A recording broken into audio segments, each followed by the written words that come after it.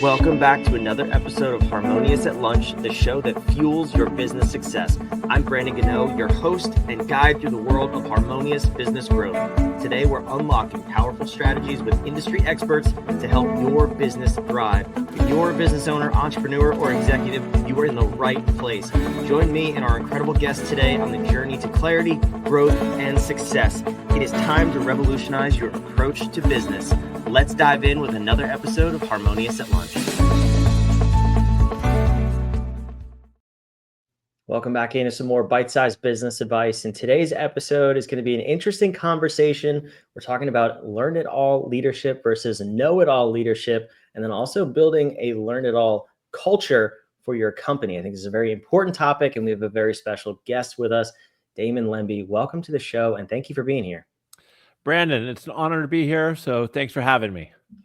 I'm excited for this conversation, and I want to hit you with the tough question right out of the gate here. I have a mentor that always says we teach what we're supposed to learn in life.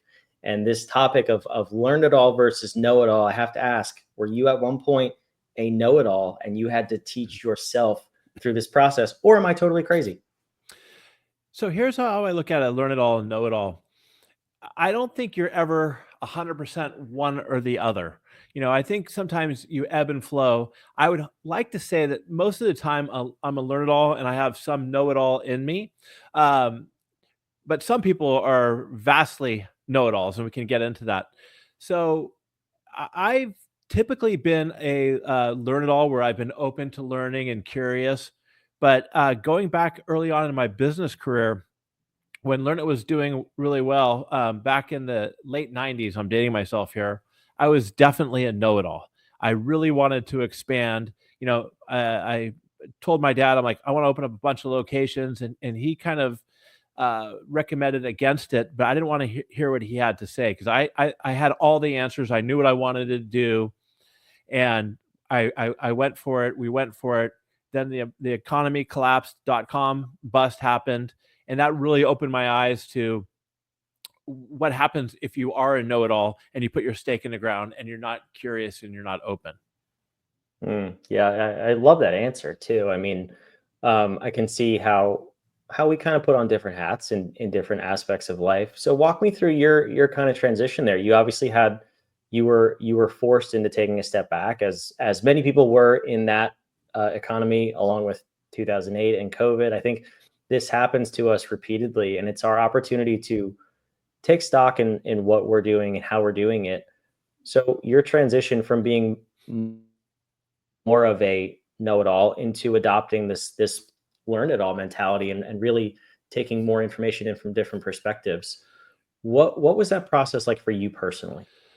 Well, so Learnit was around. We're coming on 30 years now, which is incredible. And around that time in 2000, I became the CEO around late 1998. And we went forward with all this expansion, like I told you about. And quite frankly, if I didn't have my family's backing and financing available, we would have been out of business. There's no way we would have made it through. And so it was a very humbling experience, having to call your grandfather and your dad every couple of weeks and say, hey, how's it going, guys? Can I borrow $20,000 to cover payroll? Incredibly, incredibly humbling experience. They always agreed. My grandfather would be a little bit more pissed off than my dad. And my dad liked to say, hey, you got one of the most expensive real world MBAs there are. So let's make the best out of it. I mean, that's exactly what he would say.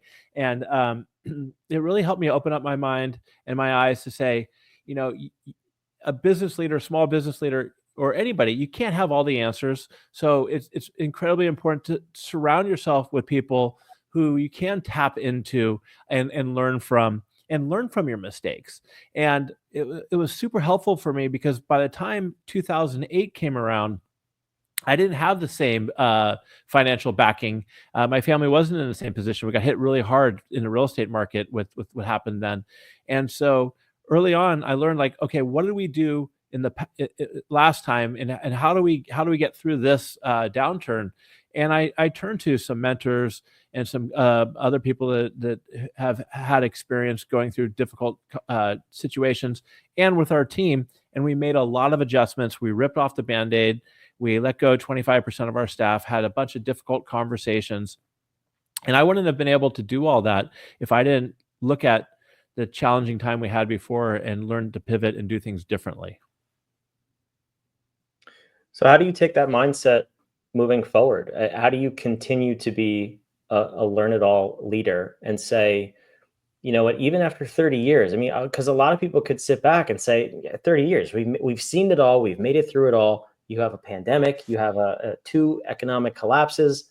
I mean, you've been through a lot in 30 years, and to still have the discipline to say, I need to seek outside help. I need to continue learning and improve myself.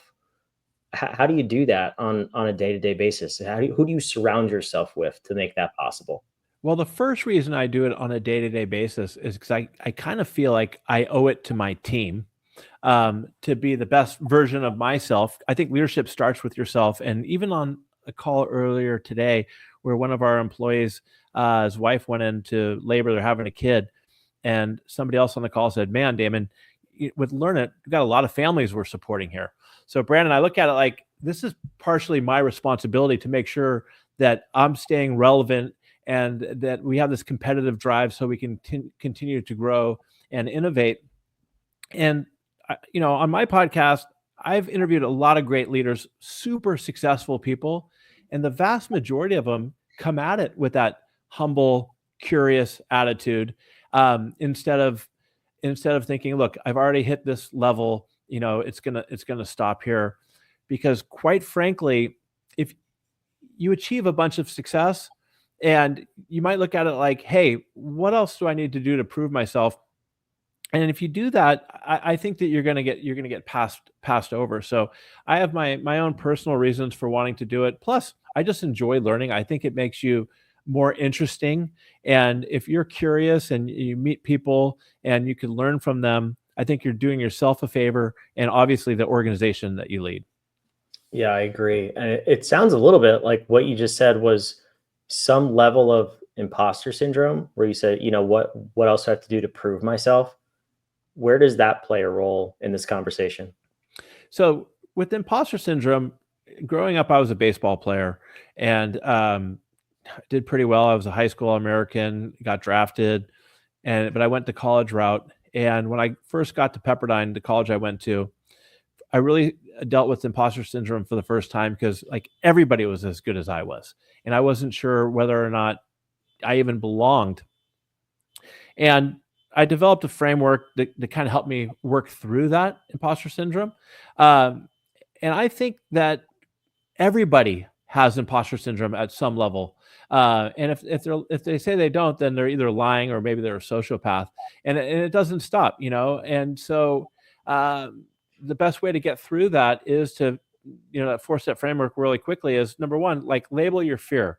If I get promoted into a new manager role, you might think to yourself, well, I don't even know if I'm good enough to lead people. Well, what's the worst thing that could happen? You fall flat on your face and maybe you get demoted or whatever. You can make it through. And the second step is like really putting in the work, work hard. 3 is deliberate practice. If you're moving into a new manager role for the first time and you want to get better at coaching people, think about what you can focus on becoming a better coach.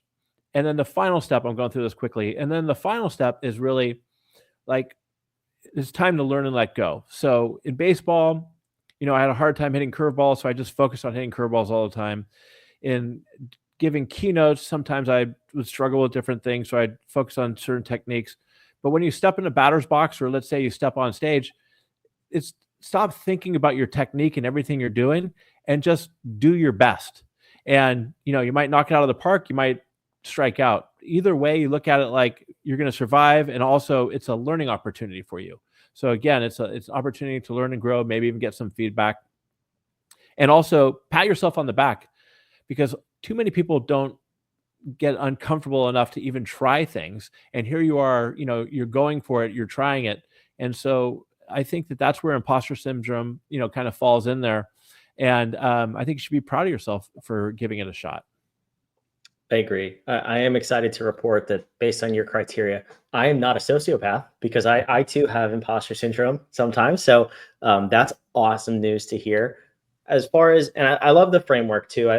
We could probably spend a whole episode just unpacking that for yourself as a leader and developing leadership.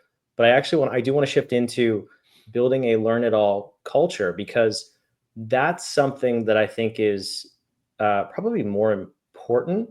I don't want to say more important, but it's definitely harder to do. Inspiring yourself to develop your leadership,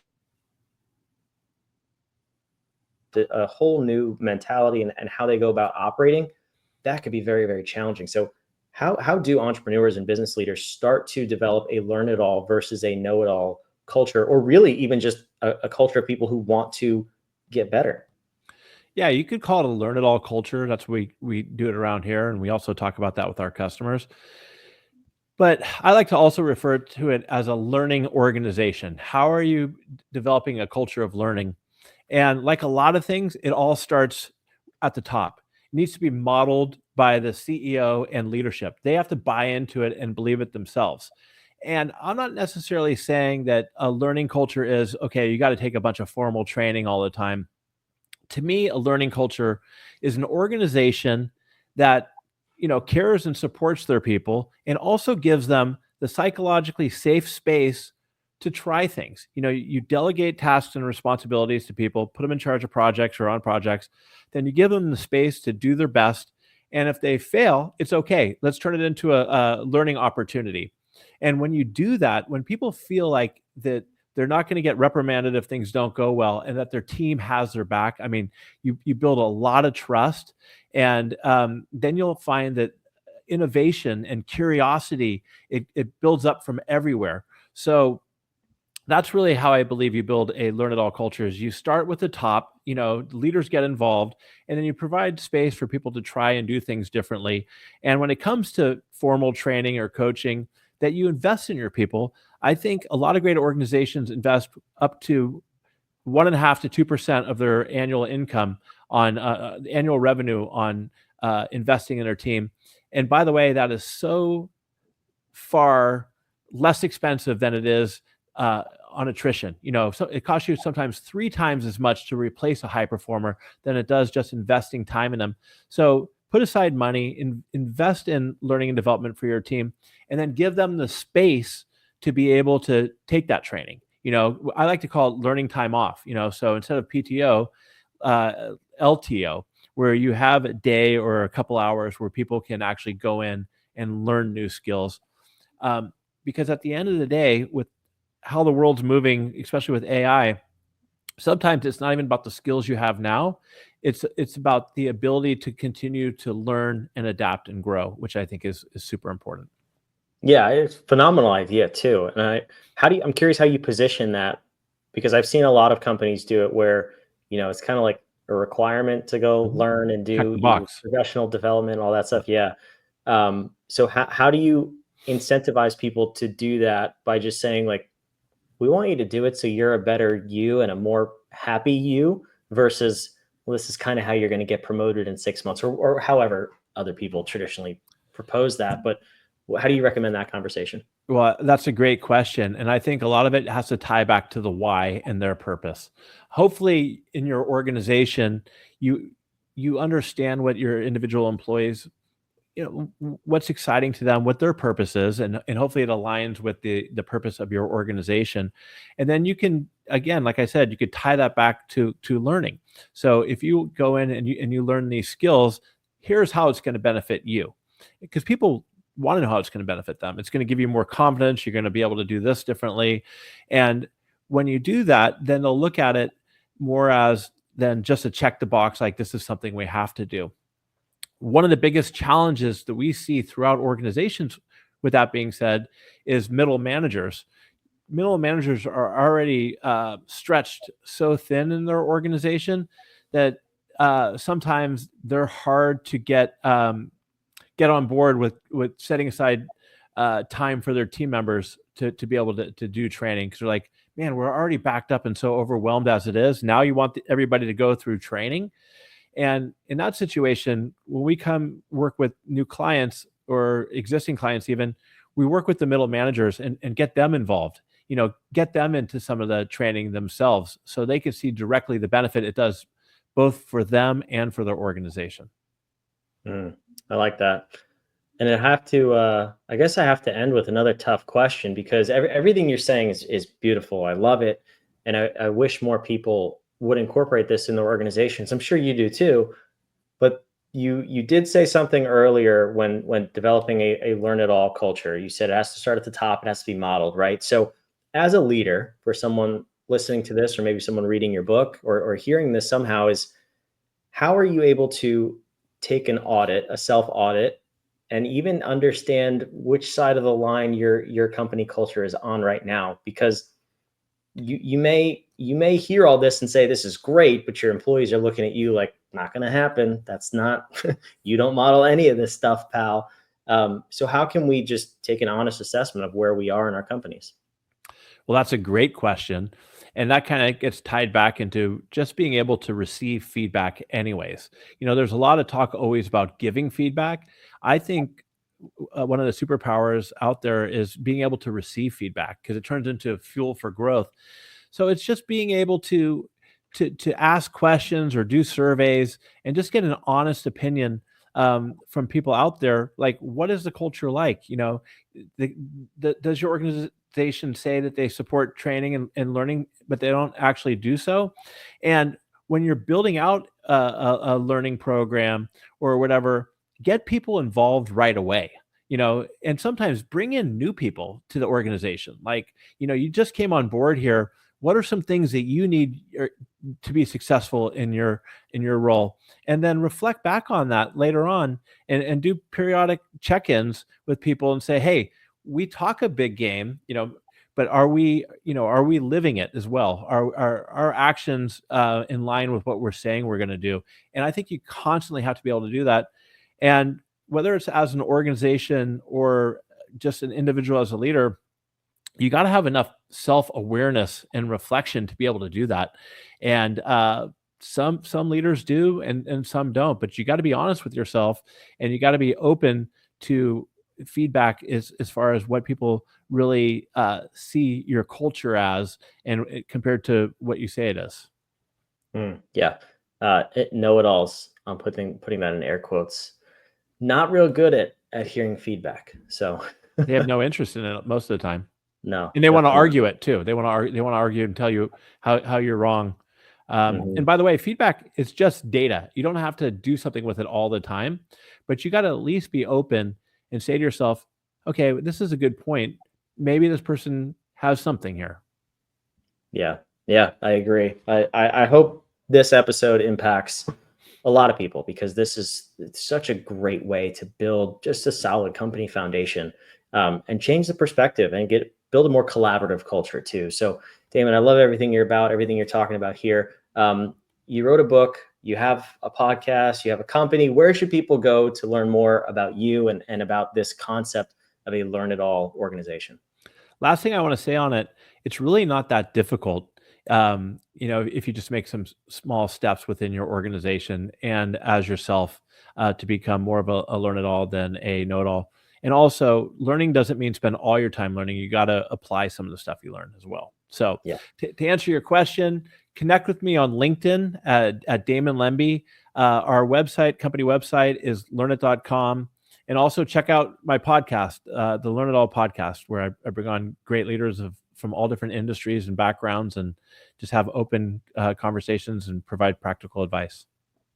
Awesome. I love it. Learnit.com on the screen in the show notes, along with all the other links that Damon mentioned. They're down in the description, wherever you're watching or listening. Last little question here. You have to spend a little bit of time learning every day. I think at least 15 minutes of that should be listening to the Harmonious at Lunch podcast. Am I onto something there? You're absolutely onto something there. And when it comes to learning, you don't need to spend 5-6 hours. Just, put on Brandon's podcast, go get a coffee, walk around the block, and not only will you get something out of it, figure out how you can position it and apply it in your own work life. I love it. That was such a terrible self-promotion, but you made it actually applicable. So thank you for that, Damon. This was fantastic. Whether you're watching or listening, do that. subscribe to the show. We'll see you back tomorrow on another episode of Harmonious at Lunch. Thanks for listening to another episode of the Harmonious at Lunch podcast. Make sure you subscribe on whatever platform you're on, and we want to invite you to join us in the Small Business Success Facebook group, our private group where guests and listeners come together to grow your business. We want impact-driven entrepreneurs who are ready to go to the next level in this group so we can all share ideas, collaborate, and grow our businesses together. Go to whatif.com/group, and we want to invite you to join today. See you on the next episode of Harmonious at Lunch.